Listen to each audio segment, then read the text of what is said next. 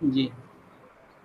आशा विचार इच्छा रितंबरा प्रामाणिकता जो है ना, ये शक्ति है ना। तो बल और शक्ति के योगफल में ही संपूर्ण क्रियाकलाप है, जी। जिसको अपन आस्वादन चयन आदि बोल रहे हैं। बल के कारण को समझ में जाते हैं कि भाई बल का कारण क्या है ना। जी। तो कारण उसका व्यापक सत्ता ही समझ में आता है, ऐसा है। कैसे समझ में आता है, प्रश्न आएगा। जी। जैसे ज्ञान ज्ञान एक बल है ना। जी। ज्ञान का जो बल है या ज्ञान की जो शक्ति है, उसी के कारण से व्यवहार और कार्य जो है वो मानव का निश्चित होता है। इससे पता लगता है कि जो है ज्ञान जो है बल है, और ज्ञान जो है उसका व्यापक होना सिद्ध होता है। इसलिए ज्ञान ही जो है बल या शक्ति के रूप में जो है जीवन में पहचानने में आता है।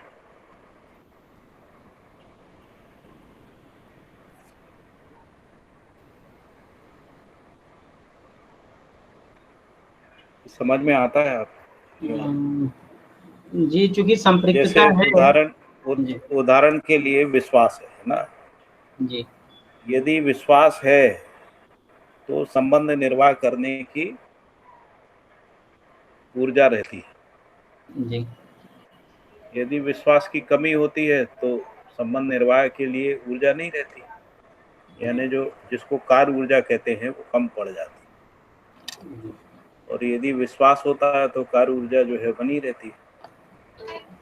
तो जो निरपेक्ष ऊर्जा है, विश्वास एक निरपेक्ष ऊर्जा है ना। जी। तो विश्वास रूपी जो निरपेक्ष ऊर्जा है, उसके कारण से है ना, जो व्यवहार करने की सापेक्ष ऊर्जा जो है वो प्रकट होती है, जिसको अपन कार्य ऊर्जा कह रहे हैं। व्यवहार और कार्य के रूप में जो ऊर्जा है, जिसको अपन सापेक्ष ऊर्जा कह रहे हैं, तो वो ऊर्जा का स्रोत क्या है। यदि स्रोत को पहचानने जाएंगे तो व्यापक वस्तु में संपृक्तता ही स्रोत है ना। जी। और इसमें आश्चर्य की बात है कि वो स्वयं में क्रिया नहीं है। जैसे विश्वास स्वयं में क्रिया नहीं है, ज्ञान स्वयं में क्रिया नहीं है ना।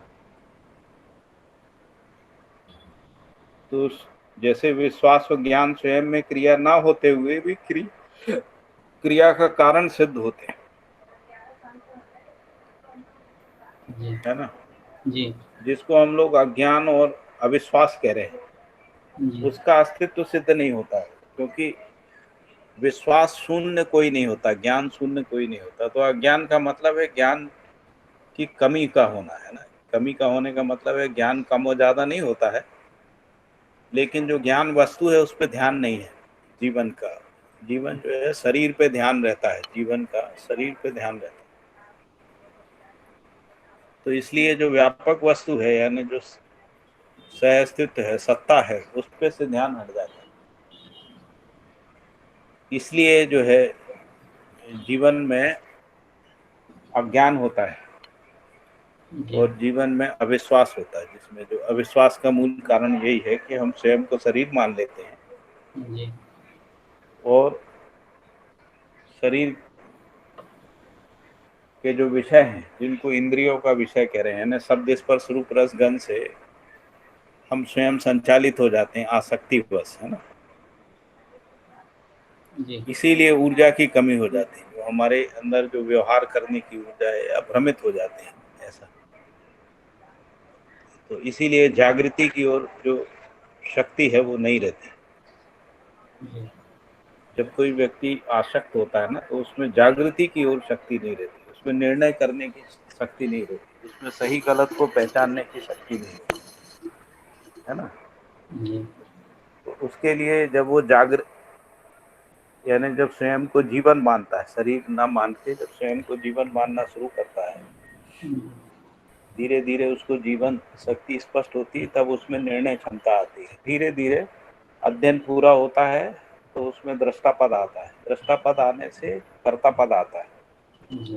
कर्ता पद आने से भोक्ता पद आता है ना। इसका ये सीक्वेंस है। अभी हम लोग जो है कर्ता पद में भी नहीं है, क्योंकि दृष्टा पद नहीं है। जी। तो जो जीवन है, मतलब जिसको अपन जीवन कह रहे हैं, जीवन अभी भौतिक रासायनिक संसार के प्रभाव में चल रहा है।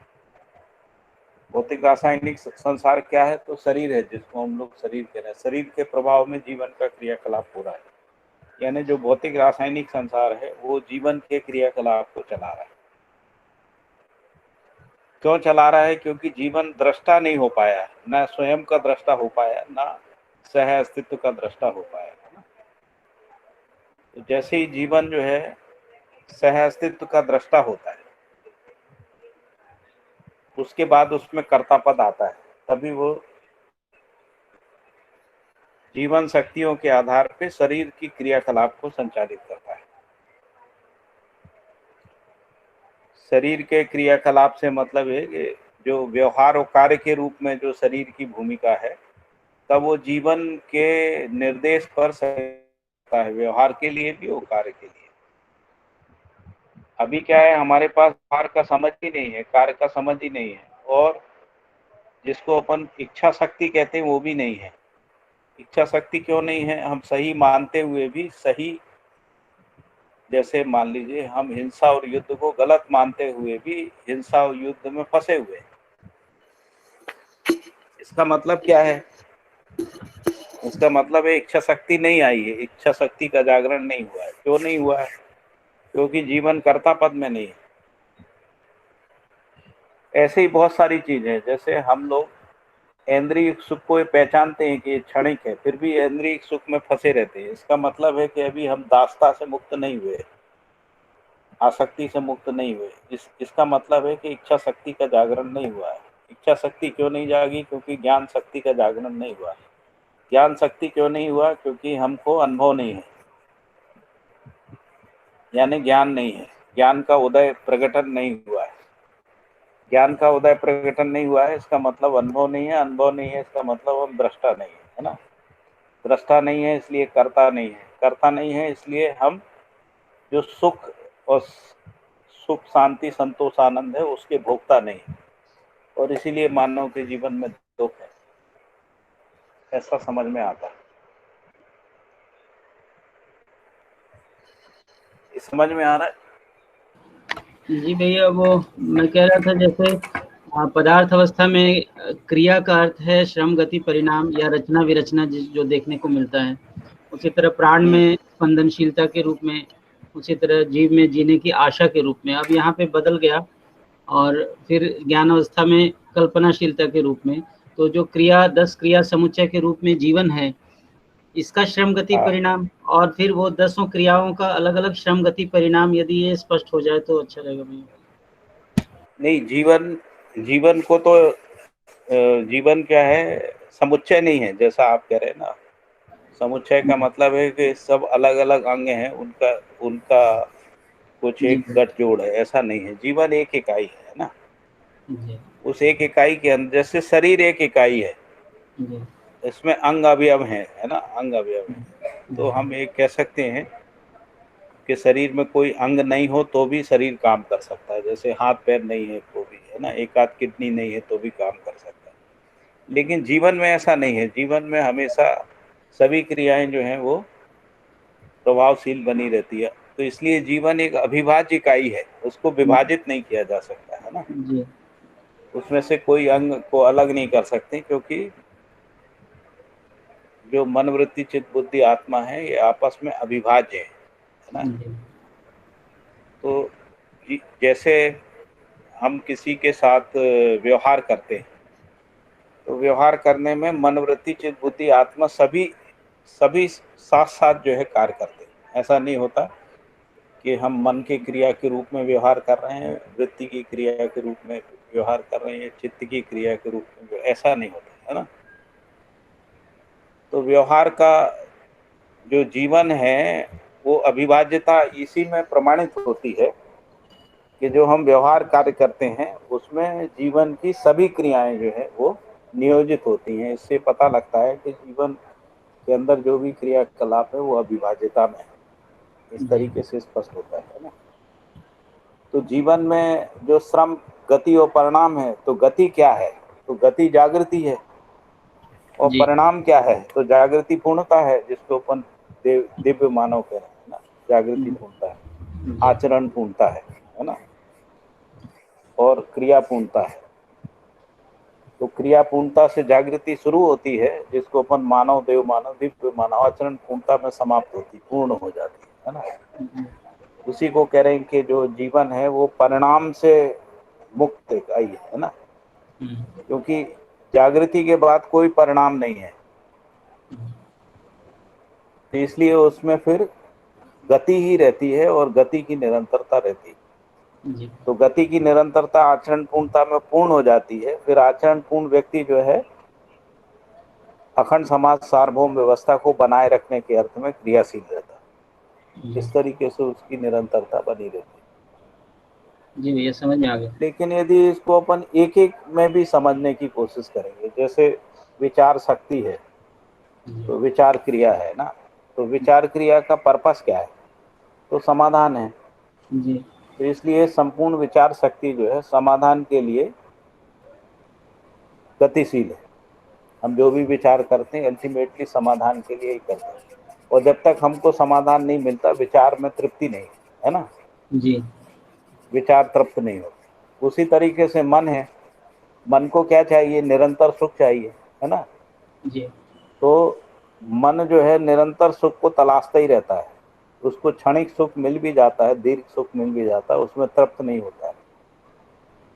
वो तृप्त कब होता है, जब वो निरंतर सुख को पहचान लेता है, उससे पहले वो तृप्त नहीं होता है ना।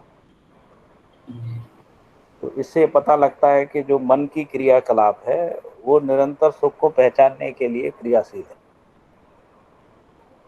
ऐसे ही चित्त है, ऐसे ही बुद्धि है, ऐसे ही आत्मा है।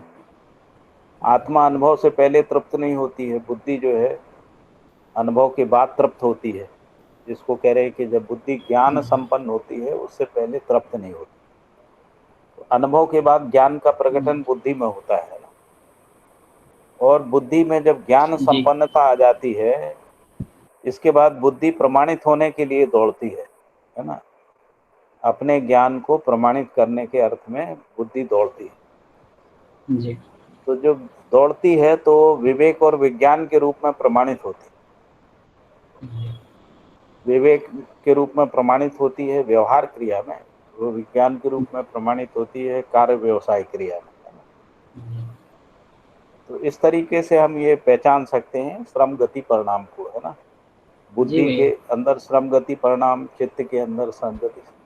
चित्त जो है जब तक वो व्यवस्थात्मक योजनाओं को प्रमाणित नहीं कर लेता है तब तक चित्त तृप्त नहीं होता है। चित्त में चित्रण होता है।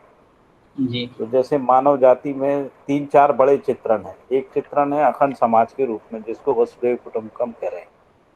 एक चित्रण है मानव में सर्व शुभ के रूप में, है ना। सर्व शुभ हो जाए ऐसा मानव जाति आदि काल से चाहती है कि सब सुखी हो जाए, है ना। जी। हम लोग जिसको वैदिक परंपरा में कह रहे हैं सर्वे भवन्तु सुखना, जी। है ना, ऐसा हम लोग कह रहे हैं। और एक मानव जाति में चित्रण है कि समानता आ जाए, इक्वालिटी आ जाए, ऐसा सभी चाहते हैं। लेकिन हम जी नहीं पा रहे हैं ऐसे, ना हम समान हो पा रहे हैं, ना सर्व शुभ निकाल पा रहे हैं, और ना ही हम जो है अखंड सुखी हो। समाज बना पा रहे हैं। और इन सब के लिए हम कोई व्यवस्था भी नहीं पहचान पा रहे हैं, है ना। जी। इसीलिए चित्त का क्रिया जो है तृप्त नहीं हो रहा है।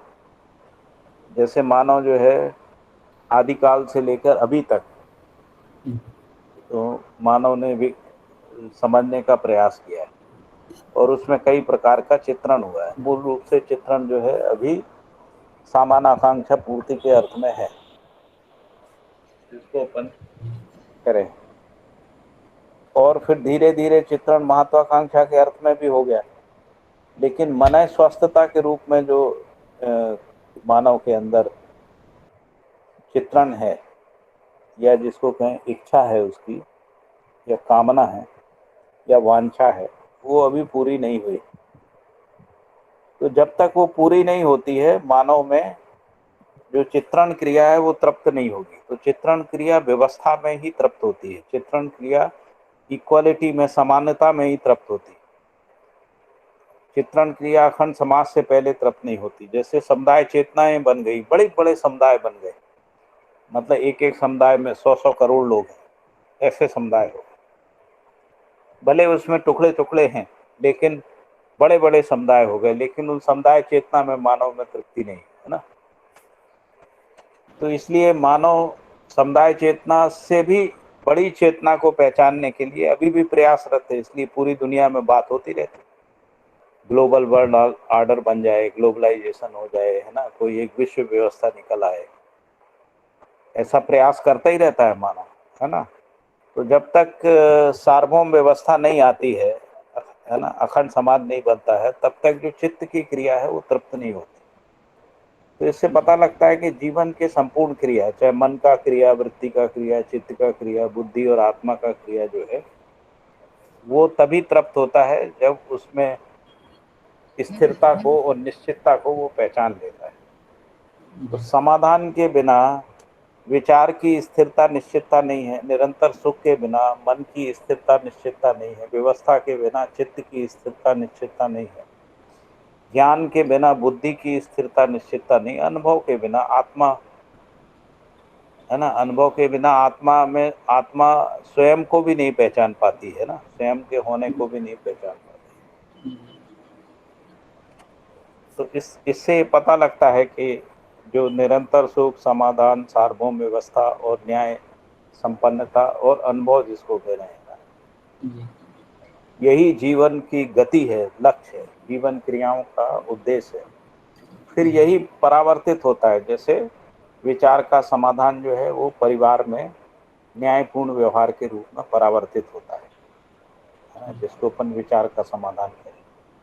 तो समाधान का परावर्तन, निरंतर सुख जो है वो परावर्तित होता है, व्यक्ति में समाधान के रूप में परावर्तित होता है। और जो जिसको अपन चित्त का परावर्तन कह रहे हैं, वो समाज के रूप में होता है, जिसको अपन अखंड समाज कह रहे हैं, अखंड समाज के रूप में वो परावर्तित होता है। जिसको ज्ञान कह रहे हैं, ज्ञान का जो परावर्तन है वो विवेक और विज्ञान के रूप में सार्वभौम व्यवस्था, सर्वतोमुखी समाधान के रूप में प्रमाणित होता है।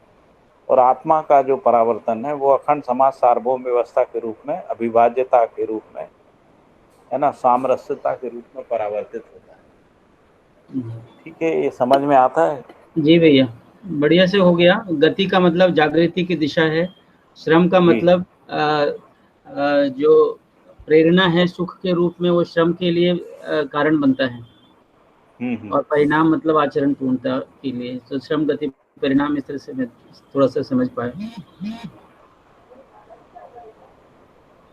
और ये परमाणु में तो रहता ही है जी। परमाणु में जो क्रियाशीलता है, क्रियाशीलता के मूल में श्रम रहता है, यानी बल के रूप में रहता है। श्रम जो है बल के रूप में रहता है।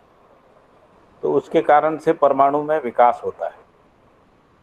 और अल्टीमेटली वो विकास कहाँ तक होता है? जब पूर्णता को पा लेता है ना, जिसको अपन गठन पूर्णता कह रहे हैं। इसी प्रकार से जो भौतिक रासायनिक क्रिया है, भौतिक रासायनिक क्रिया में भी पूर्णता की ओर गति रहती है।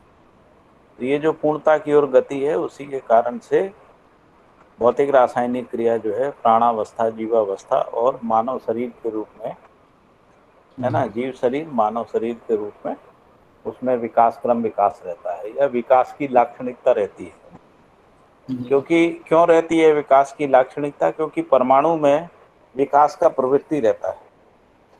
तो विकास की प्रवृत्ति जो है वो भौतिक रासायनिक क्रिया में परिलक्षित होती है। उसी के अर्थ में जो है उसमें भौतिक रासायनिक क्रियाकलाप में विकास क्रम विकास होता है, ऐसा। या विकास क्रम विकास के रूप में लाक्षणिकता रहती है, जिसको अपन पदार्थावस्था, प्राणावस्था, जीवावस्था और ज्ञानावस्था बोलते हैं। ठीक है ना ये? जी भैया, इतना काफी। तो अभी अपन आगे का शुरू करें, अध्याय 3।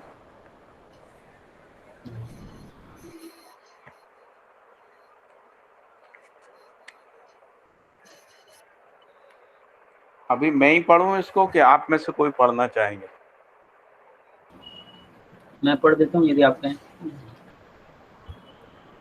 पढ़िए फिर। ये थोड़ा सा आप अगर पढ़ते हैं तो ज्यादा समझ में आने का होता है। मैं ही पढ़ूं फिर?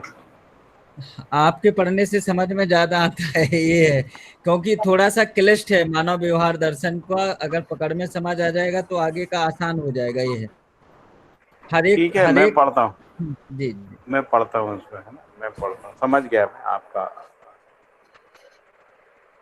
तो अध्याय 3 हम लोग शुरू कर रहे हैं, सृष्टि दर्शन नाम है इसका, है ना। तो इसमें लिखा है कि मानव ने सृष्टि दर्शन करने की कामना व प्रयास किया है।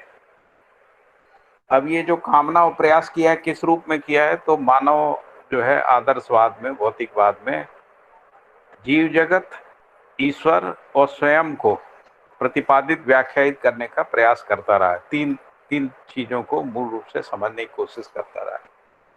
यानी ये जीव जगत क्या है ना। जीव जगत का मतलब जो भी जीव संसार है, और जगत का मतलब ये जो भी पृथ्वी, ग्रह, गोल, नक्षत्र आदि है, सबको मिला के करें जीव जगत। ईश्वर, ईश्वर नाम की वस्तु को समझने का प्रयास करता रहा मानव। और तीसरा जो है वो स्वयं को समझने का प्रयास करता रहा। ऐसा ये 3 बेसिक क्वेश्चंस हैं। यदि हम लोग फिलॉसफी को देखते हैं, जितने भी प्रकार की दुनिया में फिलॉसफी हैं, उन सब फिलॉसफी में ये 3 क्वेश्चंस बने ही रहते हैं। तो व्हाट इज एग्जिस्टिंग, जिसको अपन कह रहे हैं कि एग्जिस्टेंस क्या है, और दूसरा है कि गॉड क्या है, और तीसरा जो है सेल्फ क्या है, मैं क्यों हूँ। ये 3 प्रश्न है, मैं कौन हूँ, ईश्वर क्या है, और ये जीव जगत क्या है। और सारी फिलॉसफी इसी को प्रतिपादित, व्याख्यायित करने का प्रयास है, चाहे वो भौतिकवाद हो, चाहे आदर्शवाद के जितने भी दर्शन हो। तो आदर्शवाद के जो भी दर्शन है वो भी इसी के, इसीलिए कह रहे हैं कि मानव ने सृष्टि दर्शन की कामना व प्रयास किया है। फिर सृष्टि का क्या मतलब है, तो सृष्टि का मतलब है पदार्थ का संगठन एवं रचना। पदार्थ का संगठन एवं रचना और समृद्ध धरती तथा धरती पर प्राणावस्था, जीवावस्था, ज्ञानावस्था का प्रकाशन, इसको सृष्टि कह रहे हैं। जिसको सृष्टि शब्द का मतलब क्या है, बाबा जी ने यहाँ स्पष्ट किया। सृष्टि का मतलब है पदार्थ का संगठित होना। रचना का मतलब है उसका प्राण कोशा के रूप में बनना, प्राण कोशा से वनस्पति संसार के रूप में प्रकट होना, जीव संसार के रूप में प्रकट होना, मानव के रूप में प्रकट होना। क्योंकि मानव शरीर रचना है, जीव शरीर रचना है, प्राण कोशा के रूप में, प्राण कोशा एक रचना है, उसके मल्टीप्लिकेशन से, उसके संगठन से जो है प्राणावस्था है, जिसको वनस्पति संसार कह रहे हैं। और फिर ज्ञानावस्था है, ज्ञानावस्था का प्रकाशन सृष्टि है, ऐसा कह रहे हैं। तो पदार्थावस्था, प्राणावस्था, जीवावस्था, ज्ञानावस्था का प्रकाशन जो है सृष्टि है। इसमें भी जिसको अपन सृष्टि कह रहे हैं, मूल रूप से वो सृष्टि जो है रचना से ही स्पष्ट होती है और पदार्थ के संगठन से स्पष्ट होती है। पदार्थ का संगठन जैसे पृथ्वी का संगठित होना, चंद्रमा का संगठित होना आदि आदि। फिर इसके बाद लिखा है कि सृजन, विसर्जन, पोषण और शोषण के भेद से सृष्टि है। तो सृष्टि में सृजन है। सृजन का मतलब है कि इकाई प्लस इकाई के रूप में सृजन है। विसर्जन है, इकाई माइनस इकाई जो है विसर्जन है। पोषण का मतलब है इकाई और अनुकूल इकाई के रूप में पोषण है। और शोषण का मतलब है कि इकाई में से अनुकूल इकाई का माइनस हो जाना, घट जाना, उसको शोषण कह रहे हैं। तो सृजन, विसर्जन, पोषण, शोषण के भेद से सृष्टि दर्शन है। इसके बाद है पदार्थ। पदार्थ का क्या मतलब है, तो पद भेद से अर्थ भेद को स्पष्ट करने वाली वस्तु की पदार्थ संज्ञा है। वस्तु का अर्थ वास्तविकता से है, और वास्तविकता का मतलब वास्तव में जो है, जो एग्जिस्ट करता है ना, जिसका अस्तित्व है, उसको वस्तु कह रहे हैं, जिसका होना सिद्ध होता है। पदार्थ का मतलब है पद भेद से अर्थभेद को स्पष्ट करने वाली वस्तु। पद भेद से अर्थभेद का मतलब क्या है, तो जैसे प्राण पद है, भ्रांत पद है ना, और निर्भ्रांत है। तो ये जो पद भेद है, इस से अर्थ भेद यानी उसके आचरण को स्पष्ट करने वाली जो वस्तु है उसको पदार्थ कह रहे हैं। इसके बाद अगला सूत्र है निरपेक्ष ऊर्जा और पदार्थों के सह अस्तित्व में ही सृष्टि कार्य है। तो यहाँ कह रहे हैं कि जो भी पदार्थ है वो निरपेक्ष ऊर्जा के साथ है यानी सह अस्तित्व में है। तो संपूर्ण सृष्टि का जो कार्य है वो सह अस्तित्व में है। जो सृष्टि कार्य है वो सह अस्तित्व में है यानी केवल पदार्थ हो ऐसा है नहीं, केवल निरपेक्ष ऊर्जा हो ऐसा भी नहीं है। तो सह अस्तित्व में ही सृष्टि कार्य है।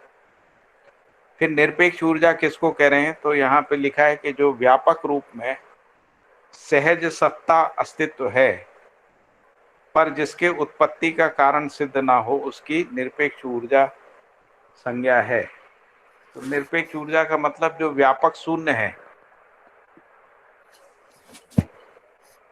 उसको निरपेक्ष ऊर्जा कह रहे हैं। जो व्यापक शून्य है जो सर्वत्र है और इसमें आगे लिखा है कि उसकी उत्पत्ति का कारण सिद्ध नहीं है। ये क्यों है इसका कारण सिद्ध नहीं है, उसको निरपेक्ष ऊर्जा कह रहे हैं। तो वेदांत में कुछ लोगों ने ऐसा कहा है कि जब कुछ नहीं था तब वो था, ऐसा कहा है। और फिर ये कह रहे हैं कि वो जो था उसी से जगत की उत्पत्ति हुई, लेकिन मध्य दर्शन ऐसा कह रहा है कि इसकी उत्पत्ति का कारण सिद्ध नहीं होता है। फिर लिखा है कि ये जो निरपेक्ष ऊर्जा शून्य की स्थिति में सर्वत्र व्याप्त है। तो मानव की कल्पना में ये व्यापक वस्तु नहीं आता है। मानव की कल्पना में इकाइयां ही आती है, चाहे वो इकाइयां कितनी भी विशाल हो। जैसे आकाश गंगाएं, अनंत आकाश गंगाएं मानव की कल्पना में आती, लेकिन ये व्यापक वस्तु नहीं आती। तो निरपेक्ष ऊर्जा शून्य की स्थिति में सर्वत्र व्याप्त है। और शून्य का मतलब है जो स्वयं क्रिया नहीं है पर सभी क्रियाएं उसमें समाहित है। मतलब जितनी भी क्रियाशील अस्तित्व है वो इसी शून्य में समाया हुआ है। चाहे वो परमाणु हो, परमाणु का अंश हो, परमाणु हो, उससे बने हुए पदार्थ पिंड हो, है ना, जैसे पृथ्वी है, या उससे ऐसी अनंत पृथ्वियां हैं जिनको हम एक सोलर सिस्टम कह रहे हैं। और ऐसे अनंत सोलर सिस्टम हैं जिससे आकाश गंगाएं हैं। ऐसी अनेक आकाश गंगाएं हैं जिनकी गणना संभव नहीं है। तो ये सारी की सारी क्रियाशील जो प्लेनेटरी बॉडीज हैं वो सब व्यापक शून्य में ही है, उसी में समाहित हैं, उसी में आवेष्टित और आश्लिष्ट हैं। आवेशित और आश्लिष्ट को यदि दोनों को मिला के कहें तो संप्रक्त हैं।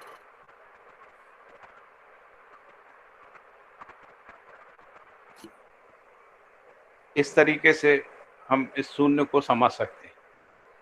इसके बाद कहा कि सापेक्ष और निरपेक्ष भेद से ऊर्जा है। उन्होंने कहा ऊर्जा दो प्रकार की है। जिसको हम लोग निरपेक्ष ऊर्जा कह रहे हैं वो शून्य के रूप में है, और जिसको सापेक्ष ऊर्जा कह रहे हैं वो ताप, दाब, ध्वनि, तरंग आदि के रूप में है।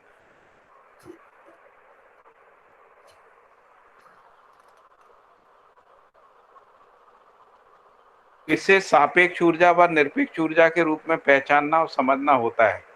कार्य ऊर्जा, जितनी भी कार्य ऊर्जा है वो सब सापेक्ष है, और व्यापक रूप में निरपेक्ष ऊर्जा नित्य वर्तमान है। सापेक्ष ऊर्जा जो है इकाइयों की परस्परता के बिना जिस शक्ति का प्रकटन ना हो वह सापेक्ष ऊर्जा है।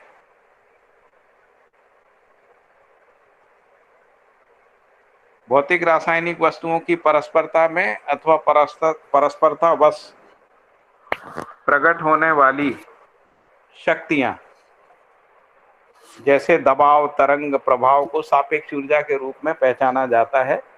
ताप, ध्वनि, विद्युत भी सापेक्ष ऊर्जा है। और निरपेक्ष ऊर्जा के बिना पदार्थों में मूल चेष्टा, निरपेक्ष ऊर्जा के बिना पदार्थ में मूल चेष्टा तथा पदार्थ के बिना निरपेक्ष ऊर्जा का परिचय नहीं है। क्योंकि जो निरपेक्ष ऊर्जा का जो पहचान है वो पदार्थ में ही होता है, इसीलिए पदार्थ के बिना निरपेक्ष ऊर्जा का परिचय नहीं है। और निरपेक्ष ऊर्जा के बिना पदार्थ में मूल चेष्टा नहीं है। मूल चेष्टा का मतलब श्रम गति परिणाम। निरपेक्ष ऊर्जा में प्रकृति नित्य वर्तमान है। फिर ये लिखा कि निरपेक्ष ऊर्जा में प्रकृति नित्य वर्तमान है। नित्य है यानी सदा सदा से है और वर्तमान है।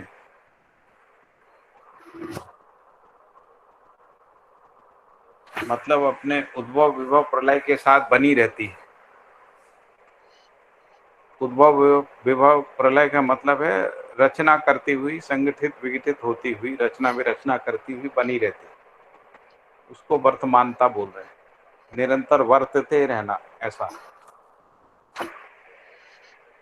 फिर मूल चेष्टा श्रम गति परिणाम की सम्मिलित क्रिया ही मूल चेष्टा है। संपूर्ण पदार्थ अपनी परमाणविक स्थिति में सचेष्ट है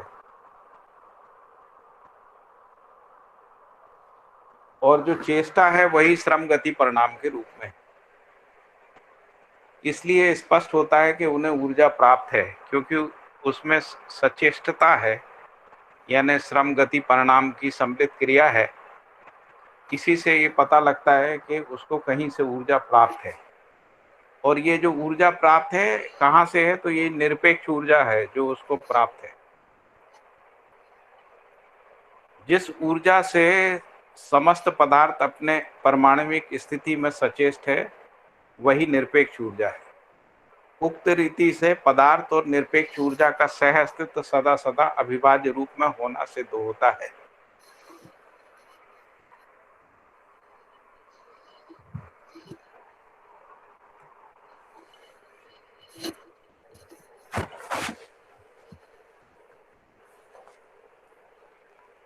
फिर आगे लिखा है कि मानो सुदूर विगत से वर्तमान तक परमाणु में पाई जाने वाली क्रियाशीलता के लिए मूल ऊर्जा स्रोत के संदर्भ में अज्ञात रहे हैं।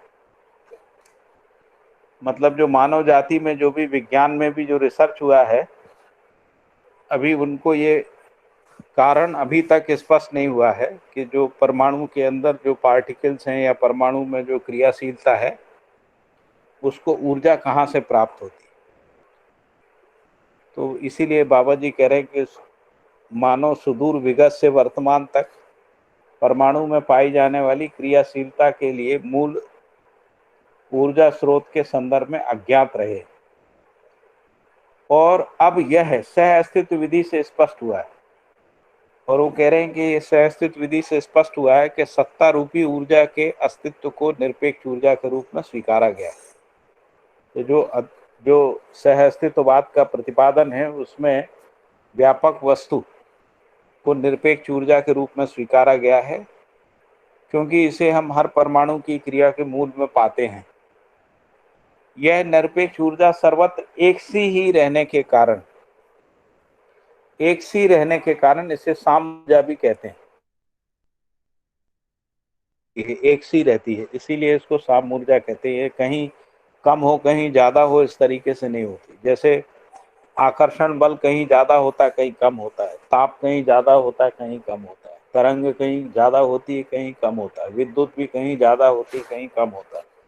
लेकिन ये जो व्यापक निरपेक्ष ऊर्जा है ये साम्यतः रहती है, एक जैसी रहती है, इसलिए इसको साम ऊर्जा कह रहे हैं। सत्ता से रिक्त व मुक्त क्रिया सिद्ध नहीं होती।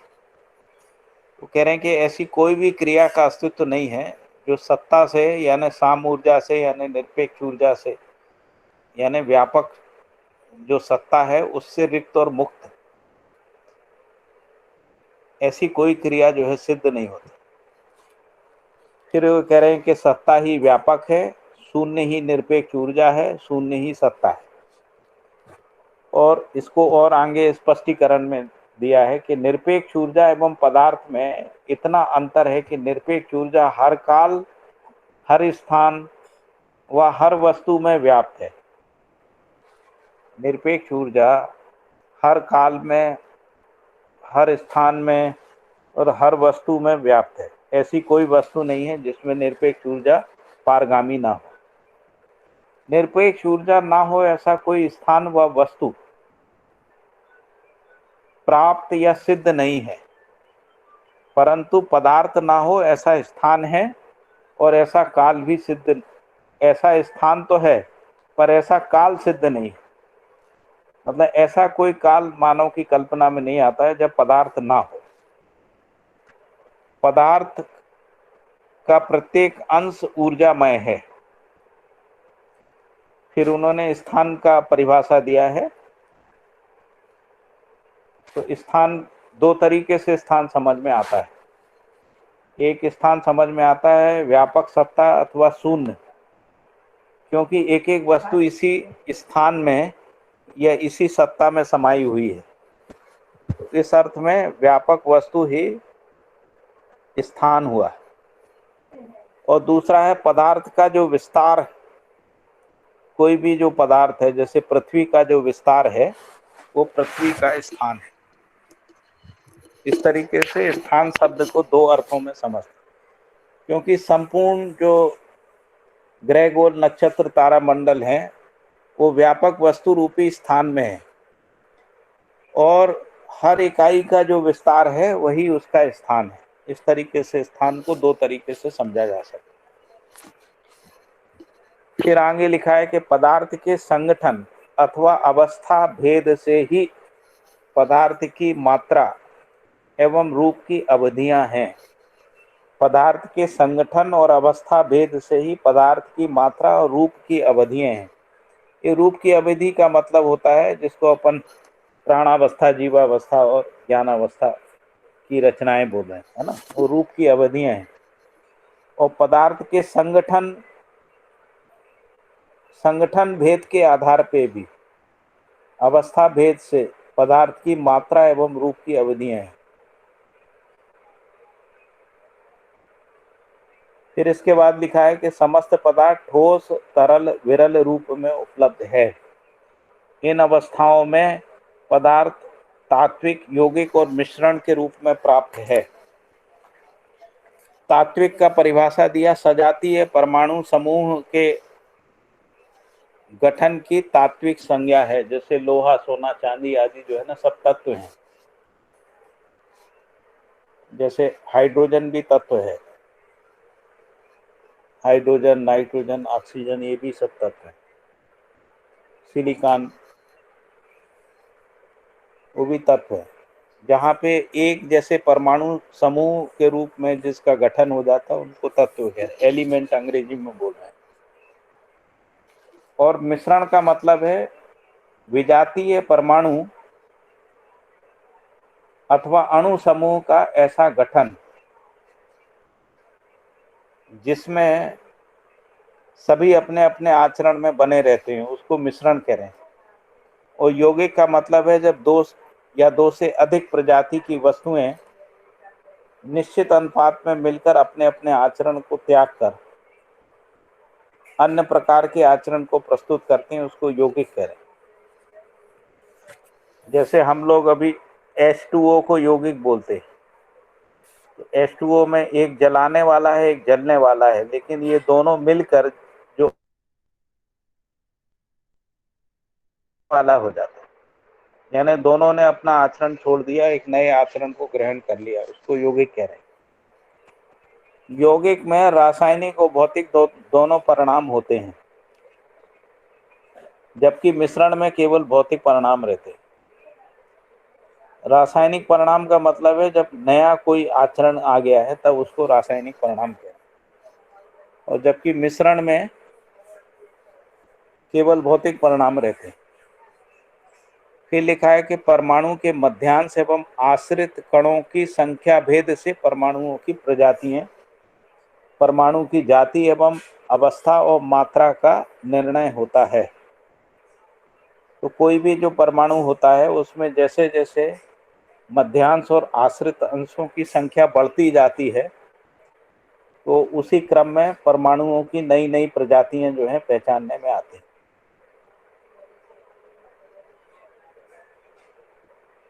और उसी के आधार पे अवस्थाएं पहचानने में आती हैं, उसी के आधार पे मात्राएं पहचानने में। मात्रा मूल रूप से जो है अंशों अंशों की जो कुल संख्या है उसके आधार पर परमाणु की मात्रा का निर्णय होता है। अभी जो भौतिक शास्त्र हम लोग पढ़ते हैं, रासायनिक केमिस्ट्री पढ़ते हैं, उसमें इस तरीके से, जिसको एटॉमिक मास कहते हैं, एटॉमिक मास मूल रूप से परमाणु के अंशों की संख्या के आधार पर निर्धारित होता है। लेकिन जब अपन मध्य दर्शन में आगे पढ़ेंगे तो मात्रा का मतलब रूप गुण स्वभाव धर्म के रूप में होता है, क्योंकि हर परमाणु का आचरण बदलता जाता है ना। जैसे अंशों की संख्या बढ़ती है तो वैसे ही उनमें रूप और गुण तो वही रहता है, लेकिन उनका स्वभाव, रूप और गुण बदल जाता है, स्वभाव और धर्म वही बना रहता है। इस रूप में आचरण का परिवर्तन होता है।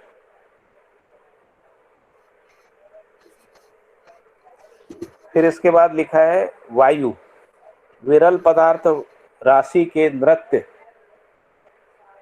पदार्थ राशि के नृत्य के रूप में गतिशीलता वायु है। विरल पदार्थ राशि के नृत्य रूप में गतिशीलता वायु है, जिनके योग से द्रव एवं ताप का प्रसव है।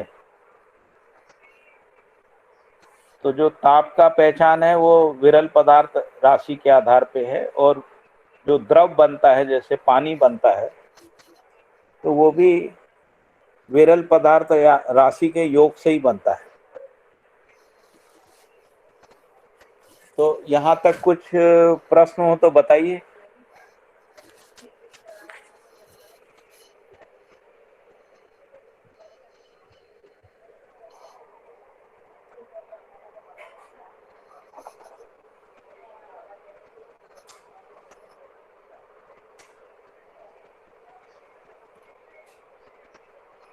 कोई प्रश्न है क्या यहाँ तक?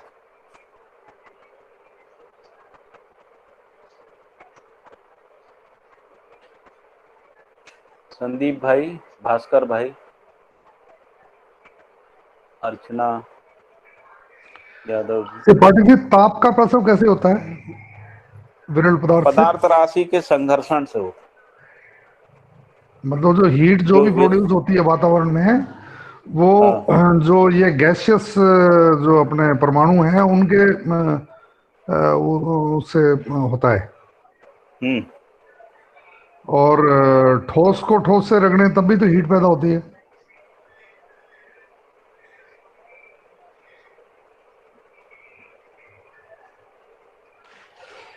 हेलो।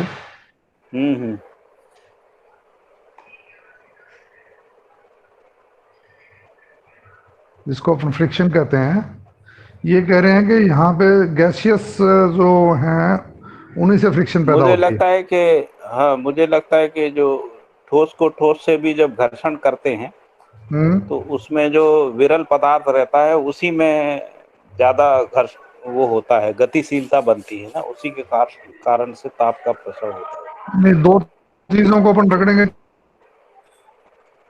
तो उसके बीच में जो विरल जो हैं ठोस हैं वो भी गर्म हो जाती हैं। हाँ, उसके बीच में विरल वस्तु रहती है ना, उसके कारण से।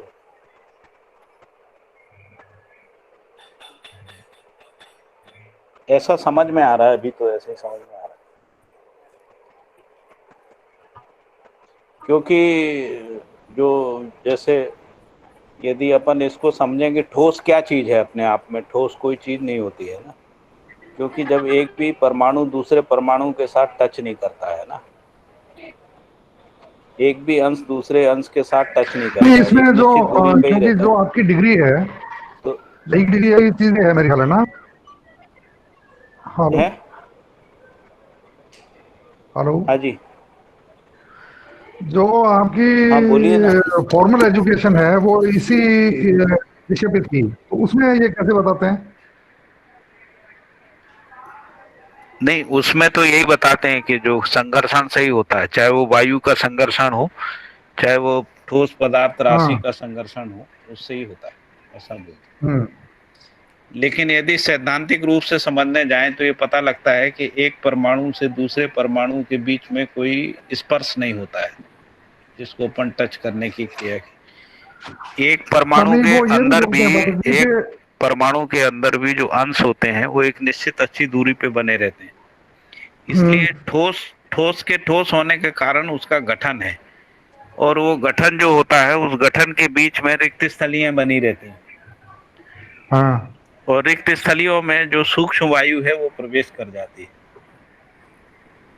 जैसे हम लोग मोटा उदाहरण लेते हैं तो हम कितना भी सीमेंट का कुछ बनाते हैं ना, तो उसमें पानी प्रवेश कर जाता है। आरसीसी का कैसा भी स्ट्रक्चर बनाते हैं, जैसे कोई भी धातु होती है, जैसे लोहा होता है ना, उसमें जंग लगती है। जंग क्यों लगती है? क्योंकि रिक्त स्थान रहता है ना, और उस रिक्त स्थली में पानी प्रवेश कर जाता है। और पानी के साथ साथ जो है वायु भी प्रवेश करती। केवल पानी और लोहे की क्रिया में जो है जंग लगने की क्रिया नहीं होगी, उसमें वायु को विरल निकाल वस्तु। के वहां पानी हो जाता है ना। हाँ, जो पोर्स होते हैं उसमें वायु पहले से रहती है, वायु पहले से रहती है, पानी वहां तो पहुंच जाता पानी है। आने के बाद वायु बाहर निकल जाती है, उससे ऑक्सीडेशन हो जाती है उसकी। तो इसीलिए हर लेकिन जो ठोस अपनी वस्तु साइंस में है रिक्त इसमें स्थली। भी, इसमें इतना तो बताते हैं पाठक जी, जो हीट का ट्रांसफर होने का जो तरीका है वो 3 तरीके से है। कंडक्शन, कन्वेक्शन और तीसरी चीज को क्या बोलते हैं वो? इंडक्शन। रेडिएशन। है रेडिएशन। रेडिएशन। Yes, radiation.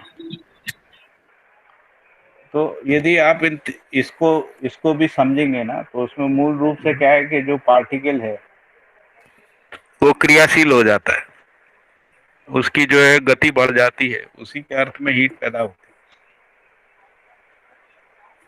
हम्म। है।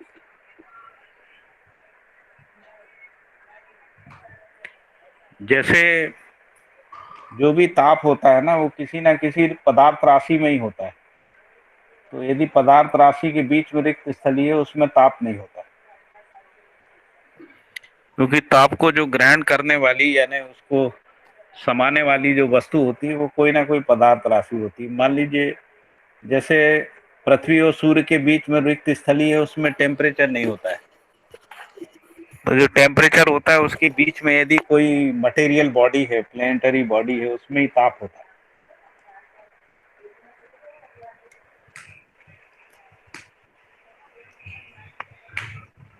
ये मेरे को इसलिए थोड़ा वो हो रहा है इसमें, क्योंकि इसलिए जो normally ताप जो है अपने ना, को पढ़ाया समझाया जाता है ना, वो ये कहते हैं कि भी जहाँ वैक्यूम है वहाँ ये हीट जो है ना ट्रांसफर नहीं होती है। हाँ, वही इसीलिए तो कह रहा हूँ रिक्त स्थली में नहीं होती। तो इसलिए बाबा जी ने जो ताप को परावर्तन क्रिया बोला है। अभी इसमें इसी में आएगा, आगे अपन अभी ताप के बारे में भी पढ़ेंगे।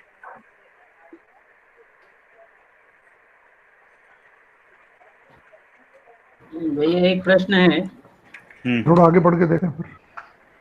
हाँ, बोलिए बोलिए। नृत्य नृत्य नृत्य को ब्रैकेट में तरंग लिखा हुआ है, और परिभाषा में मानव चेतना सहज प्रयोजन के अर्थ में भाव, भंगिमा, मुद्रा, अंगहार, सहज संयुक्त अभिव्यक्ति, संप्रेषणा, प्रकाशन ही नृत्य है।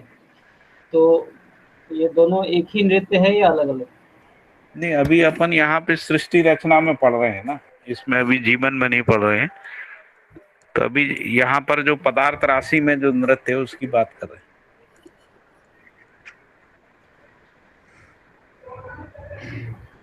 तरंग ही नृत्य है।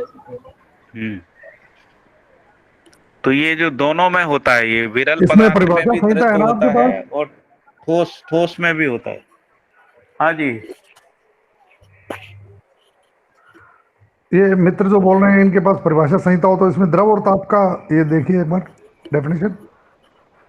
जी जी जी, देखो उससे शायद कुछ हल निकले अपना। ताप की परिभाषा में है भैया, अग्नि का बहिर्गमन, आवेशित गतिवश उत्पन्न ऊष्मा जो वातावरण में समा जाने के लिए बाध्य है, इसको ताप कहा है। ठीक है, तो आवेशित हो गया ना अंश। और जी, मेरे को लग रहा है ये हीट की ट्रांसफर की बात कर रहे हैं बाबा जी। हीट का जो ट्रांसफर होता है वो थ्रू विरल पदार्थ का ही होता है। नहीं, वो ये नहीं कह रहे कि केवल ताप का प्रसव इससे ही होता है। वो ये कह रहे हैं कि इनके योग से द्रव और ताप का प्रसव होता है, ये तो अपन को समझ में भी आता है। अभी जैसे मान लो जहाँ पे गर्मी ज्यादा होती है, तो गर्मी क्या होती है, जो विरल पदार्थ राशि होती है वो ताप को ग्रहण किए रहती है, उसके स्पर्श में आते, उसी को गर्मी, उस अर्थ में ये है ना। जैसे यहाँ लिखा है ना कि विरल पदार्थ राशि के नृत्य के रूप में गतिशील वायु है, और यही ठोस पदार्थ राशि में नृत्य भी होता है ना। और ठोस पदार्थ राशि में जो नृत्य होता है, यानी जिसको अपन मिश्रण या यौगिक के रूप में देख रहे हैं, जिनसे रस और उपरस आदि बनते हैं, वो ठोस पदार्थ राशि में नृत्य है, उसकी बात की है ना बाबा जी। वहाँ तो उर्मी कहते हैं ना भैया, रासायनिक हाँ, उर्मी कहते हैं। रासायनिक उर्मी भी तो नृत्य है ना, उसको भी तो नृत्य बोला उत्सव है वो। हाँ। चलो एक बार आगे पढ़ते हैं, ये सारी चीजें आएंगी मेरे ख्याल इसमें। और कोई प्रश्न है क्या किसी को? एक तो आगे पढ़।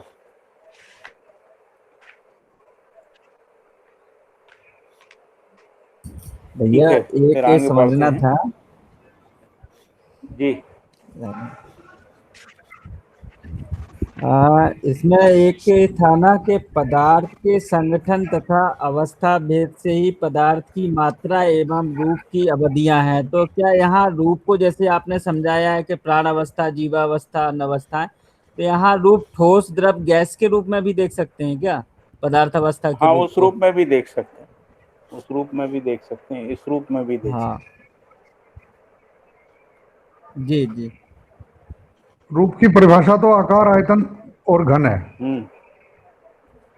लेकिन जो वनस्पति रूप है, जीव शरीर का रूप है, शरीर का, मानव शरीर का रूप, इसको भी रूप ही बोलते हैं।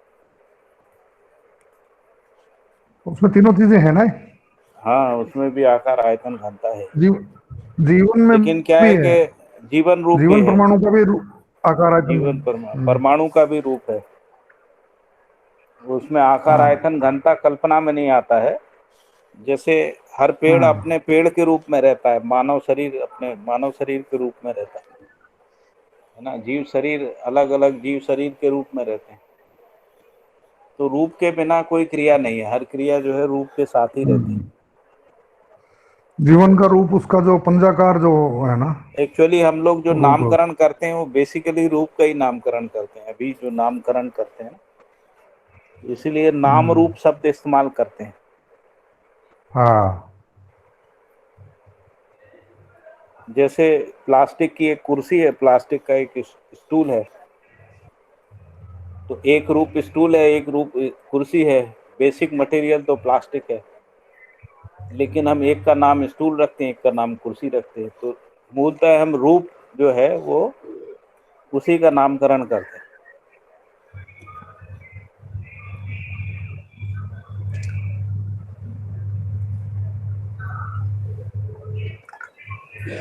भैया हाँ जी। ये पोषण, शोषण और ऐक्य, सहवास दो सेम है या अलग अलग है? नहीं, वो अलग अलग। डिफरेंस क्या है? जैसे हम लोग कोई पौष्टिक चीजें, पोषण और ऐक्य। जैसे मानव शरीर के लिए जो अनुकूल चीजें हैं, जो उसके पोषण में सहायक हैं, यदि उनका हम सेवन करते हैं तो पोषण होता है। यदि हम कोई ऐसी चीज खाते हैं जिससे शरीर रुग्ण होता है, बीमार होता है, डिसऑर्डर में जाता है, वो शोषण है।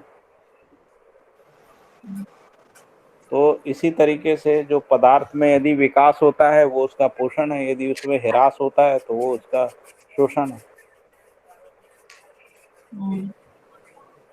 परमाणु में भी होता है, यदि परमाणु में ह्रास की ओर जो गति होती है वो उसका शोषण है। जैसे जिसको हम लोग रेडियो एक्टिविटी कह रहे हैं, वो शोषण क्रिया है। और जो विकास के ओर की जो क्रिया है वो सब पोषण का क्रिया है। इसी तरीके से सृजन और विसर्जन है। लोहे में जो जंग लगती है वो भी शोषण का रूप होगा? नहीं, वो उसमें क्या शोषण है?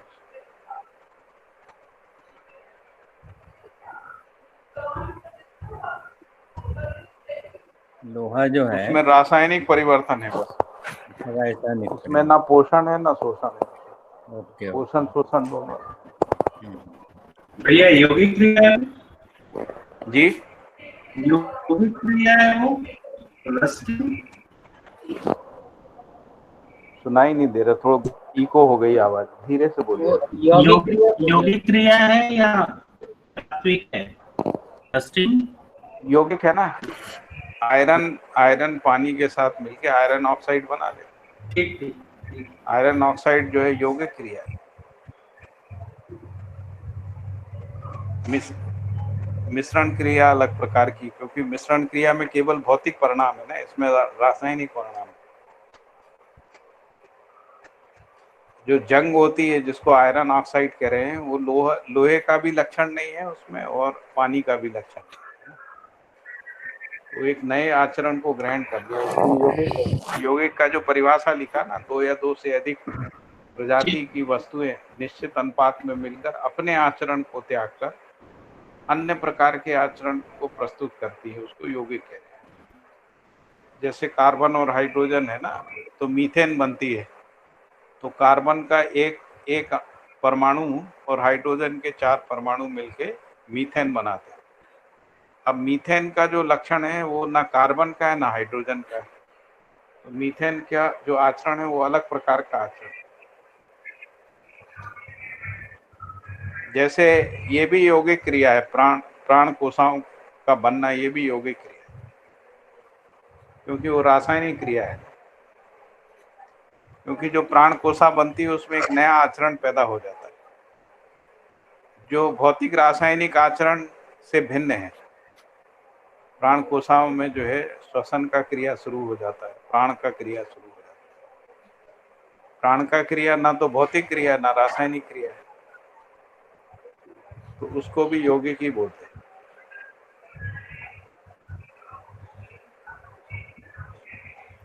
जी भैया। फिर अगला पढ़ते हैं, है ना। तो योग, अगला शीर्ष है योग, है ना। तो मिलन को योग संज्ञा है। योग 2 प्रकार के हैं, ऐक्य और सहवास। ऐक्य का मतलब है सजातीय मिलन की जो है ऐक्य संज्ञा है, और सहवास का मतलब है जिसके योग के अनंतर विलीनीकरण संभव हो, उसकी सहवास संज्ञा है। जैसे परिवार का बनना है ना, उसको सहवास क्रिया बोले।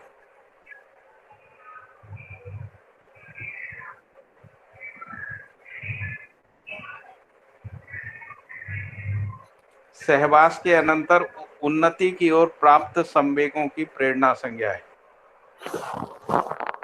तो परिवार से जब हम इकट्ठे होते हैं कहीं पर भी, तो उससे उन्नति की ओर जो प्राप्त संवेगों की जो जैसे इसको अपन भौतिक रासायनिक संसार में कैसे समझेंगे, तो जैसे बीज और मट्टी है, बीज और मट्टी का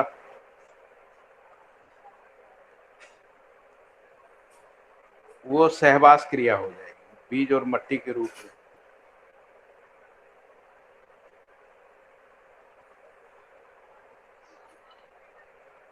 तो सहवास के अनंतर उन्नति की ओर प्राप्त संवेगों को प्रेरणा करें, और इसके विपरीत प्राप्त संवेगों की प्रतिक्रांति या ह्रास संज्ञा है।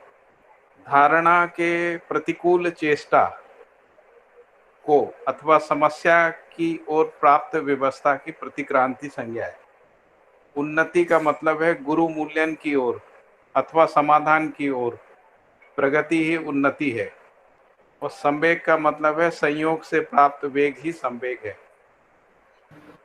तो ये कहा कि अंकल मिलन जो अंकल इसमें जो ऐक्य बोला है, उसमें जैसे अगर सहवास के लिए हमने बोला कि जैसे परिवार हो गया कि उन्नति के लिए हो गया, तो ऐक्य में अगर हम मानव के रिस्पेक्ट में देखेंगे तो क्या होगा सजातीय मिलन? मतलब जैसे मटेरियल चीजों के हिसाब से देखेंगे तो समझ में आता है, लेकिन वैसे देखेंगे तो नहीं, जैसे ये है ना जिसको हम लोग एलिमेंट कह रहे हैं वो एक है ना, और जिसको हम लोग जैसे मान लीजिए कि हमने कपड़े को पानी में डाल दिया, तो वो पानी और कपड़े का सहवास है। उस सहवास में जो है कपड़ा गीला हो गया, लेकिन पानी और कपड़े को फिर अलग अलग किया जा सकता है। जैसे ही हम कपड़े को सुखाते हैं तो पानी अलग हो जाता है, कपड़ा अलग हो जाता है ना, इसको करेंगे उसके अनंतर विलगीकरण संभव है। तो उसी तरीके से जो सहवास और ऐक्य है, मतलब हम जब परस्परता में व्यवहार का निर्वाह करते हैं ना, वो एक प्रकार से सहवास है। लेकिन जब हम एक हो जाते हैं, जैसे अखंड समाज हो गया, तब वो एक ऐक्य हो गया। जैसे परिवार में जब हम लोग सब मिलके एक हो गए, परिवार मानव हो गए, वो ऐक्य है ना। जैसे हम व्यवस्था में भागीदारी करते हैं, वो सहवास है। जैसे शिक्षक जो है वो विद्यार्थी को पढ़ाता है किसी शिक्षा संस्थान में जाके, वो सहवास है। जैसे हम गुरु के सहवास में रहते हैं, है ना, और जैसे ही संबंध हो जाता है तो गुरु शिष्य फिर एक ही हो जाते हैं, जिसको ऐक्य कहते हैं। अच्छा। तो जो भी सहवास होता है उसमें भी प्रेरणा रहती है।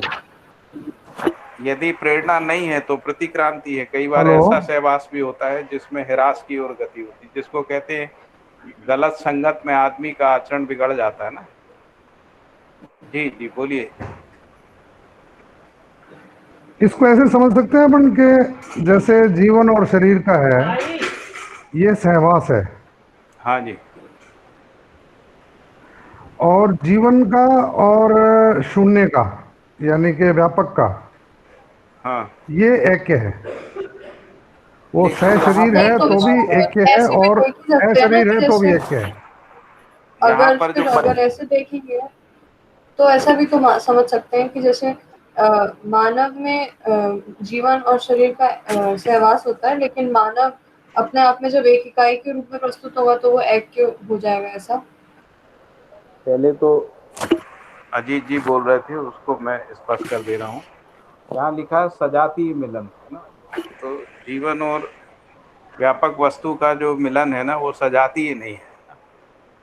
सजातीय नहीं है, ये बात ठीक है। तो जो ऐक्य शब्द का उपयोग हो रहा है वो सजातीय मिलन के रूप में हो रहा है। जैसे मानव का मानव से मिलना है ना, और उनमें एकता स्थापित हो जाना, वो ऐक्य है जिसको अपन कहते हैं। या जैसे लोहे के जितने भी परमाणु हैं वो इकट्ठे हो गए, है ना, तो वो तात्विक रूप में हो गए, जिसको तत्व की परिभाषा में लिखा ना, सजातीय परमाणु समूह के गठन की तात्विक संज्ञा है, ये ऐक्य है ना। फिर लिखा है कि सहवास, सहवास का है जिसके योग के अनंतर विलगीकरण संभव हो, उसकी सहवास संज्ञा है। तो जिसको हम अलग अलग कर सकते हैं वो सहवास।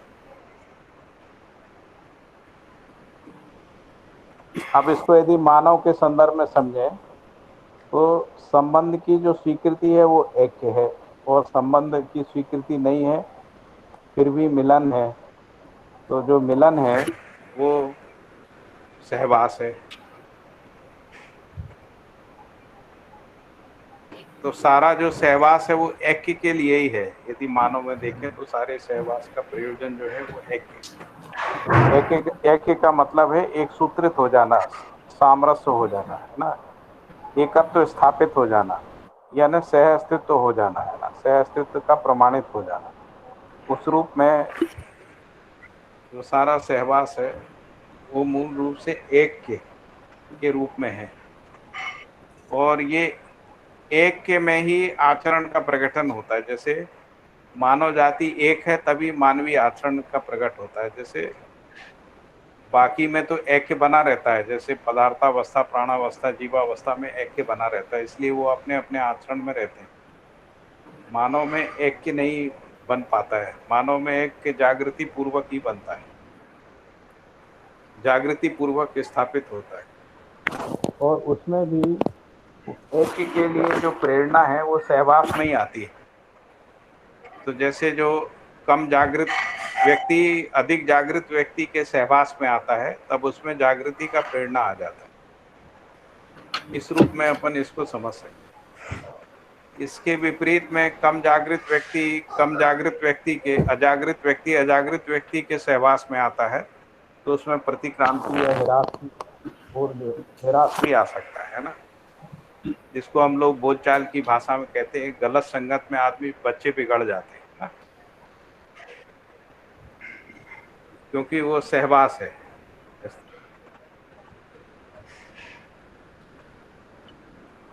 स्पष्ट हो रहा है भैया? नहीं हो रहा?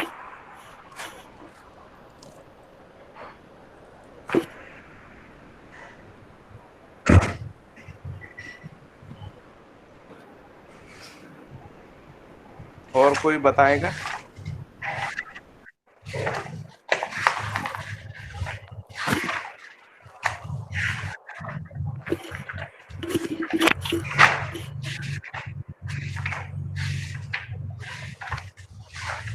अजीत भाई कुछ बोलना है?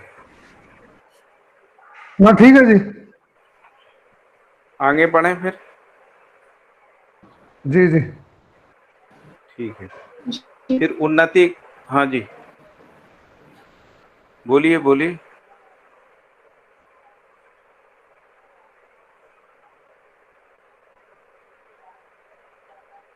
फिर इसके बाद उन्नति का परिभाषा है गुरु मूल्यन की ओर अथवा समाधान की ओर प्रगति ही उन्नति है। फिर संवेग का परिभाषा है संयोग से प्राप्त वेग ही संवेग है। जैसे मान लीजिए कि हम लोग ये अध्ययन कर रहे हैं तो ये संयोग से प्राप्त वेग है, तो इससे हम संवेगित होते हैं जागृति की ओर, है ना। धारणा, जिससे जिसका विलगीकरण संभव ना हो वह उसकी धारणा है, जो चारों पदों में अपने अपने स्थिति के अनुसार स्पष्ट होती है। धारणा कोई धर्म भी बोल रहे हैं ना, जो जिसकी धारणा है वही उसका धर्म है। जैसे पदार्थावस्था की जो धारणा है वो अस्तित्व है। समस्या, किसी भी घटना या क्रिया की समझ ना होना ही समस्या है। तो समस्या एक प्रकार से बौद्धिक होती है, जिसको हम लोग कह रहे हैं समस्या, वो बौद्धिक होती है, क्योंकि इसका समस्या का संबंध है समझ ना होने से। तो घटना और क्रिया की समझ ना होना समस्या है, अथवा कैसे और क्यों समझ में ना आना समस्या है।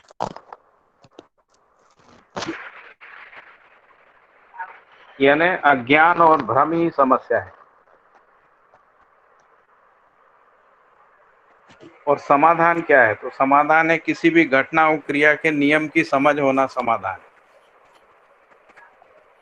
इसलिए जो समस्या है और जो समाधान है वो स्वयं में ही होता है।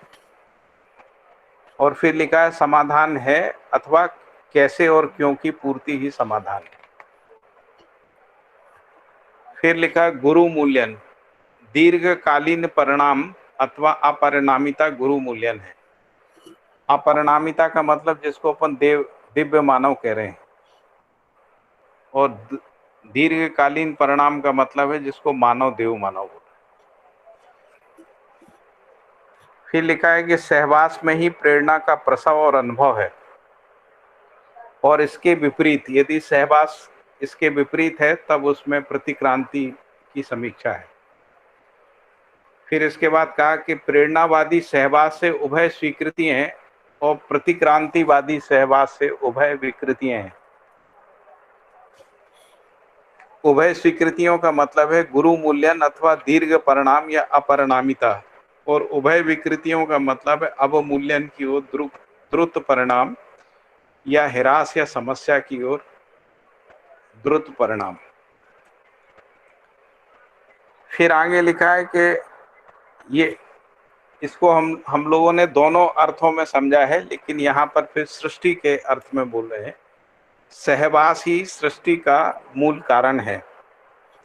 तो जो भी सृष्टि है, जिसको अपन प्राणावस्था की सृष्टि बोल रहे हैं, या जिसको जीवावस्था की सृष्टि कह रहे हैं, या जिसको अपन मानव के रूप में कह रहे हैं, तो उस सब के मूल में सहवास ही सृष्टि का मूल कारण है, ऐसा लिखा।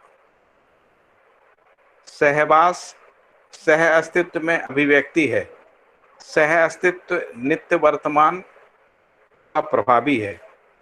संसार में अथवा अनंत संसार में ऐसी कोई इकाई नहीं है जो उत्थान या पतन की ओर गतित ना हो, क्योंकि गति रहित कोई इकाई नहीं है। अतः अनंत के लिए मात्र दो ही गति है, वो विकास या ह्रास है या उत्थान या पतन है। फिर आगे लिखा है कि ठोस पदार्थ राशि के नृत्य यानी मिश्रण और योगिक विधियों से समस्त रस और उपरस का प्रसव है। फिर इसके बाद ये लिखा है कि पदार्थ राशि का वर्गीकरण 4 जातियों में है। मृद यानी मिट्टी, पाषाण, मणि और धातु। मृद अथवा मिट्टी दो भेद से है, उर्वरा और अनुर्वरा। उर्वरा मृद का मतलब है, मिट्टी का मतलब है जो बीज को पाकर अनेक बीज तैयार करने की क्षमता से संपन्न मिट्टी की उर्वरा क्षमता है। और यदि वो बीज में अंकुरण को पैदा नहीं करती, वो अनुर्वरा है। इसके विपरीत गुण स्वभाव वाली मिट्टी की, जिसको अपन बंजर भी बोलते हैं ना। फिर लिखा है कि पाषाण का वर्गीकरण कठोर और अकठोर भेद से है। कठोर का मतलब है अधिक भार सहने वाले पाषाण की कठोर संज्ञा है, और अकठोर कम भार सहने वाले की अकठोर संज्ञा है। फिर मणि के बारे में कहा कि मणि जो है 2 प्रकार की है, किरण श्रावी और किरण ग्राही। भेद से मणि का वर्गीकरण है। किरण क्या चीज है? तो जो तप्त बिंब का प्रतिबिंब अपारदर्शक वस्तु पे होना किरण है।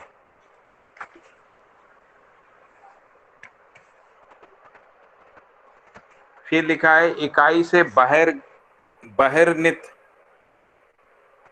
बहिर्निहित अग्नि को ताप संज्ञा है, जो भी आप बोल रहे थे, परिभाषा पढ़ा था ना संदीप भाई ने। फिर लिखा है किरण श्रावी का क्या मतलब है? किरण श्रावी का मतलब है किरण के प्रभाव से प्रसारण करने वाले मणि को किरण श्रावी और ग्रहण करने वाले को किरण ग्राही कहते हैं। तो ये जो तप्त बिंब है, तप्त बिंब जब किसी पे प्रतिबिंबित होता है उसको किरण कह रहे हैं। तो ये जब ये प्रतिबिंबन का क्रिया होती है किसी मणि के ऊपर, तो उसमें से जो किरण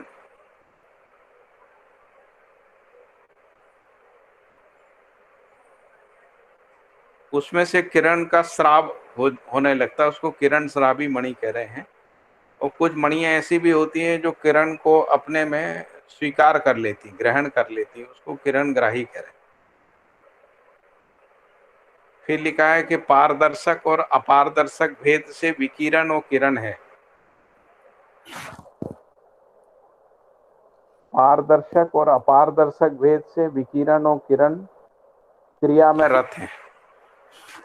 विकिरण का मतलब है किसी इकाई में अंतर्निहित अग्नि के प्रभाव से प्राप्त प्रसारण को विकिरण है।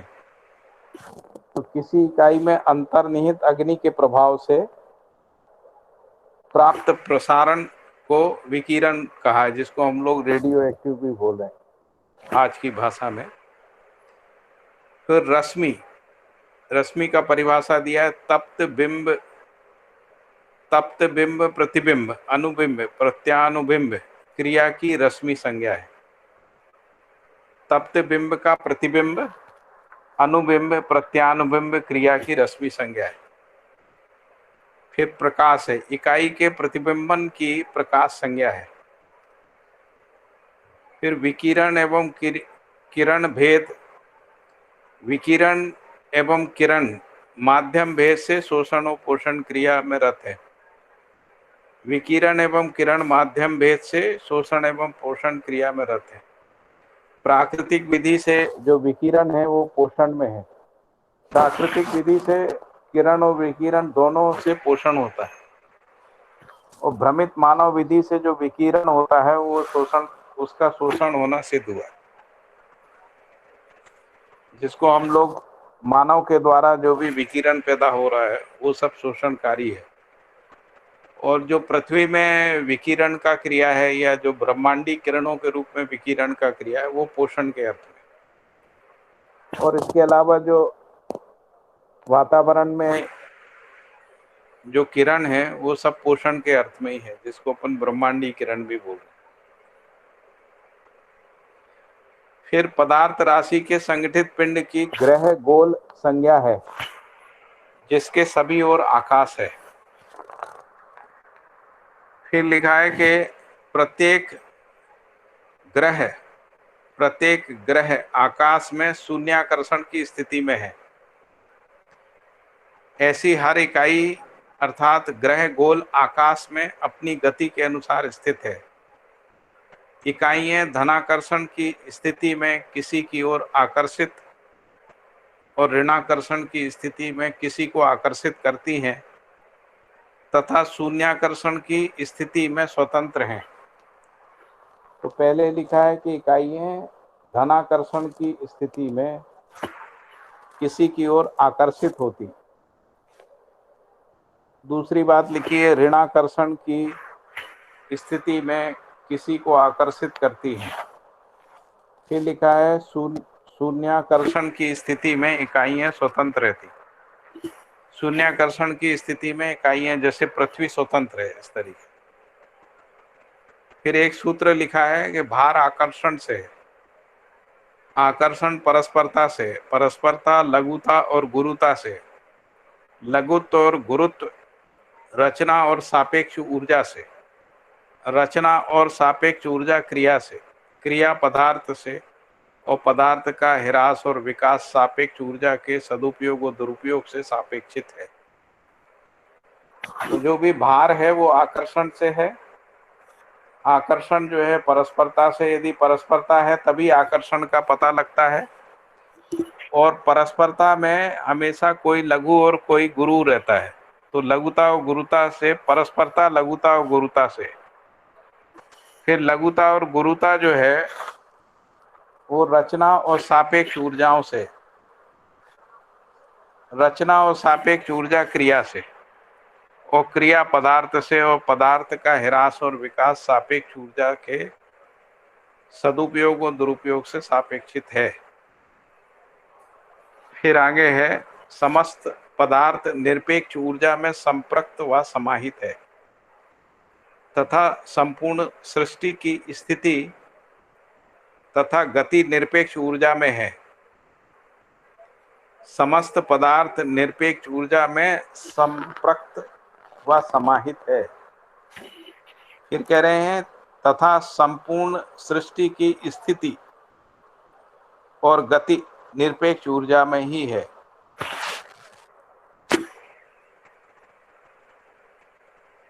क्योंकि अस्तित्व से अस्तित्व है। फिर लिख रहे हैं प्रत्येक चेष्टा से सापेक्ष ऊर्जा का प्रसव है, और इसी के कारण से श्रम गति परिणाम का प्रकटन है। मूल चेष्टा के लिए निरपेक्ष ऊर्जा सबको प्राप्त है।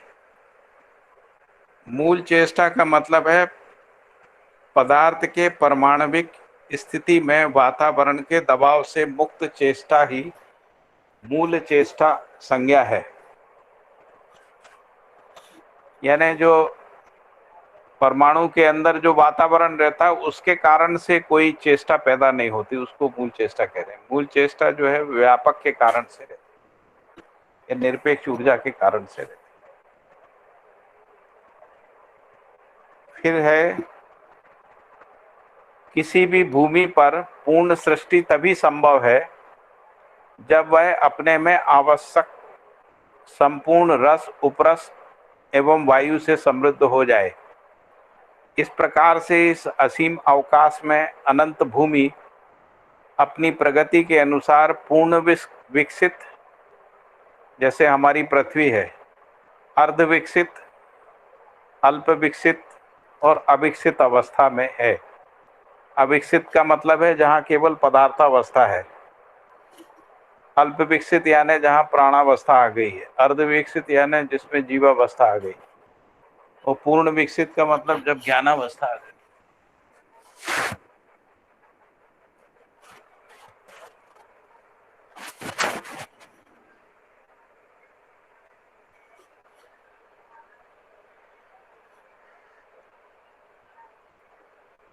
रस उपरस का प्रमाण रासायनिक क्रियाकलाप और वैभव के रूप में है। अविकसित सृष्टि पदार्थावस्था की सृष्टि है। समस्त मृद, पाषाण, मणि और धातु की गणना अविकसित सृष्टि में है। अल्प विकसित सृष्टि प्राणावस्था की सृष्टि है। समस्त वनस्पति प्राणावस्था की सृष्टि में सम्मिलित है। अर्ध विकसित सृष्टि जो जीवावस्था की सृष्टि है।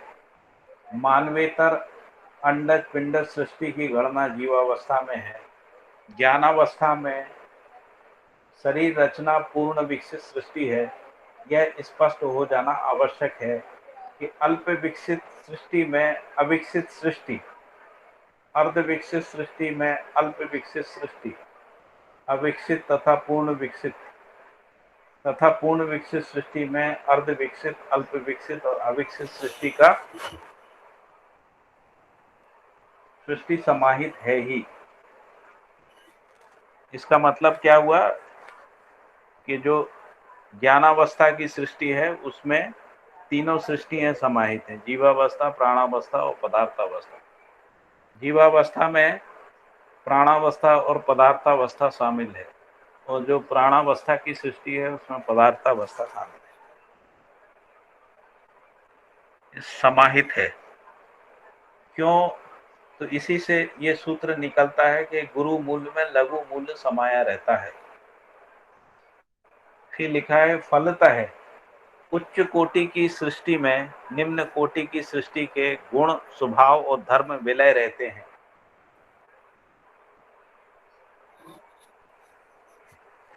तो आज यहीं पर रुकते हैं।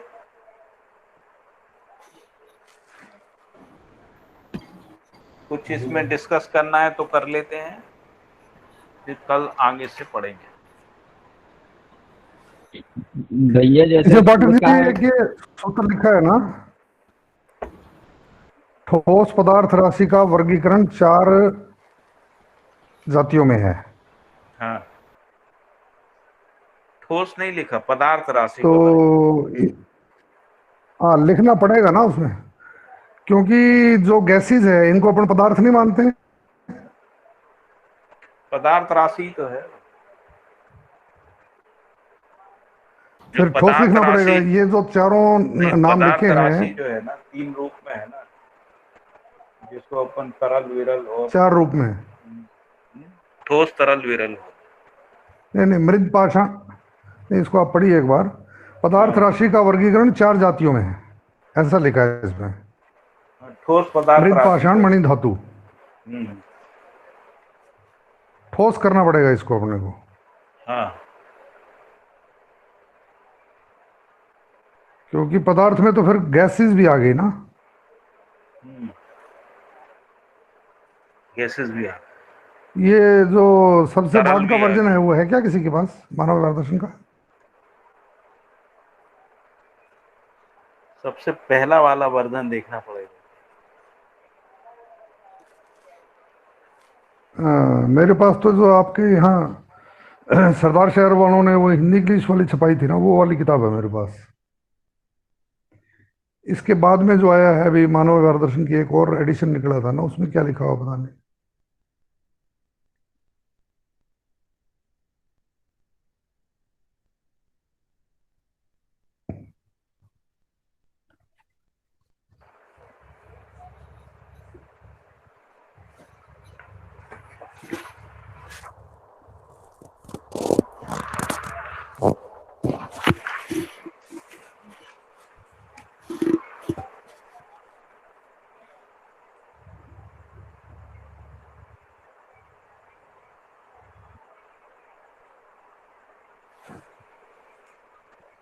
इसमें भी यही लिखा हुआ है।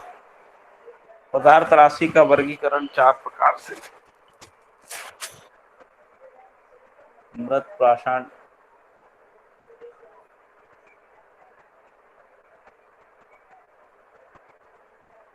मणि और धातु।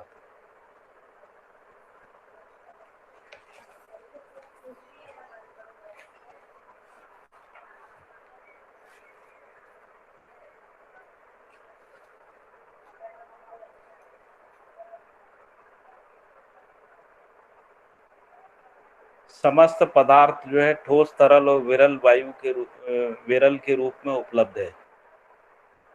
इन अवस्थाओं में पदार्थ तात्विक, यौगिक और मिश्रण के रूप में प्राप्त है।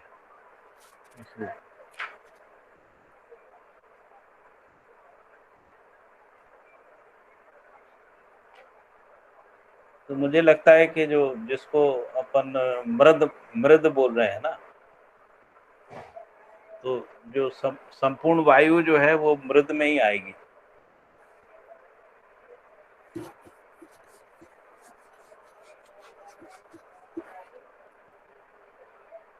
हेलो अजीत जी। हाँ जी, हाँ जी। और तरल? मृद बोल रहे हैं, वो भी उसी में आएगा ना, मृद में ही आएगा। मृद में आएंगे। जो पाषाण होता है ना, उनमें भी कहीं ना कहीं कोई ना कोई द्रव बना ही रहता है। मणियों में द्रव नहीं रहता है, लेकिन बाकी इसमें धातु में नहीं रहता है, लेकिन पाषाण में रहता है। कोई भी पत्थर के अंदर जो है नमी रहती है ना, और उसमें गैसेस भी रहती हैं। उसमें पाषाण में भी गैस, पट्टी में भी ऐसे ही रहता है। कोई भी पट्टी जो है ना, उससे मुक्त नहीं है, जो विरल और तरल से मुक्त नहीं है।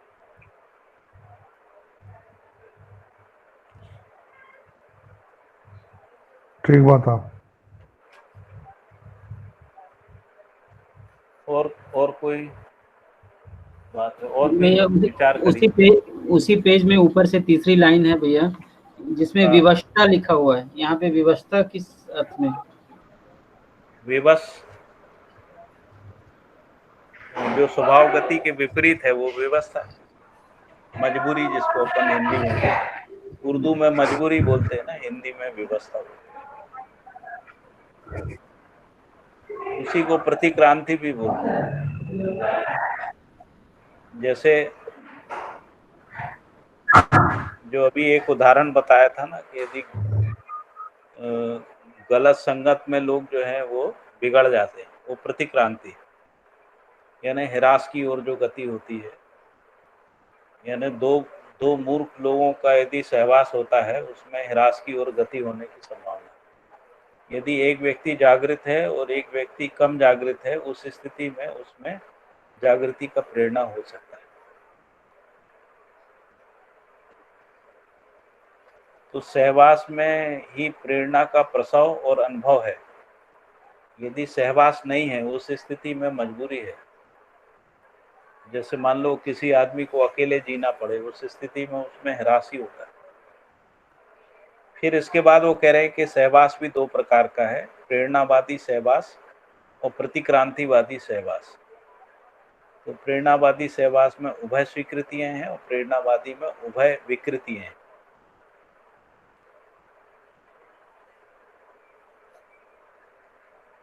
उभय विकृति का मतलब अवमूल्यन की ओर द्रुत गति है, ह्रास या समस्या की ओर द्रुत गति, जिसको हम लोग देख सकते हैं परिवार और समाज में। गलत लोगों का संगठन बनना जो है वो एक प्रकार से उसको, जिसको अपन संगठन नहीं बोलेंगे, गैंग बोलेंगे, है ना, गिरोह बनना जो है उभय विकृति है। और यदि सही लोगों का, जागृत लोगों का, समझदार लोगों का संगठित होना उभय स्वीकृति है। उभय स्वीकृति में गुरु मूल्यन या दीर्घ परिणाम या अपरिणामिता है, जिसको अपन जागृति क्रम जागृति कह रहे हैं।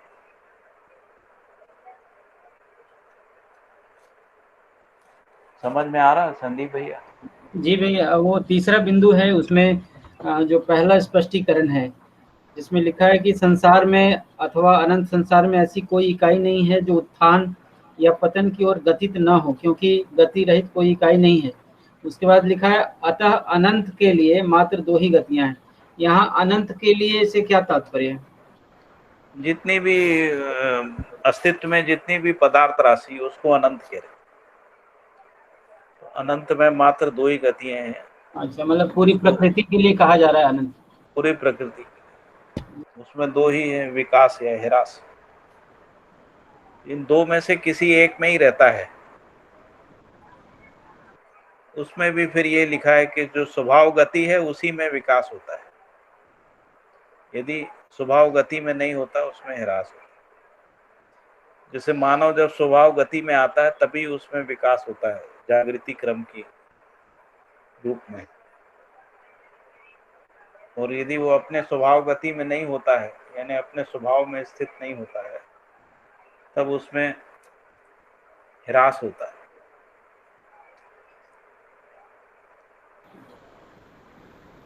जी भैया, और एक जो है अगले पेज में, पेज नंबर 10 में जो दूसरा स्टार है स्पष्टीकरण वाला, उसमें विकिरण एवं किरण माध्यम भेद से शोषण व पोषण क्रिया में रत हैं।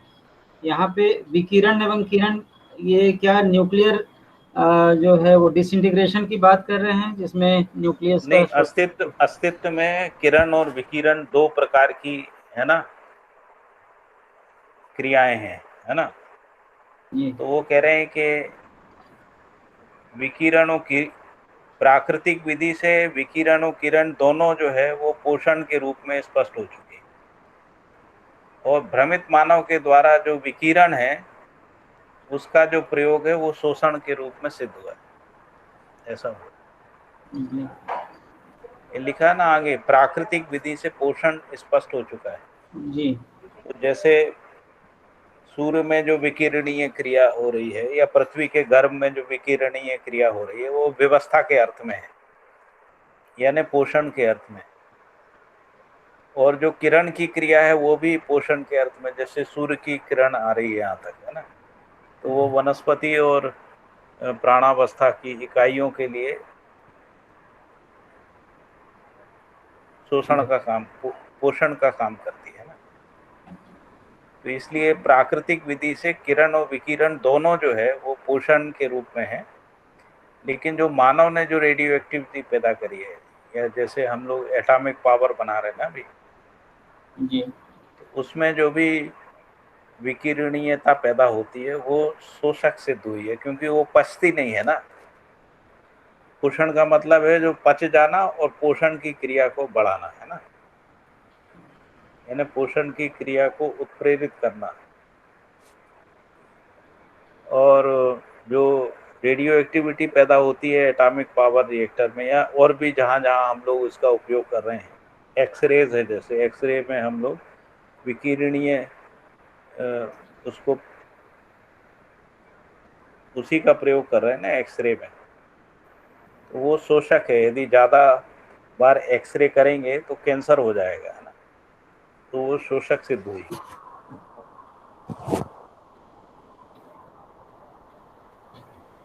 ठीक है भैया, इतनी बात। बस ठीक है, फिर आगे कल मिलते हैं।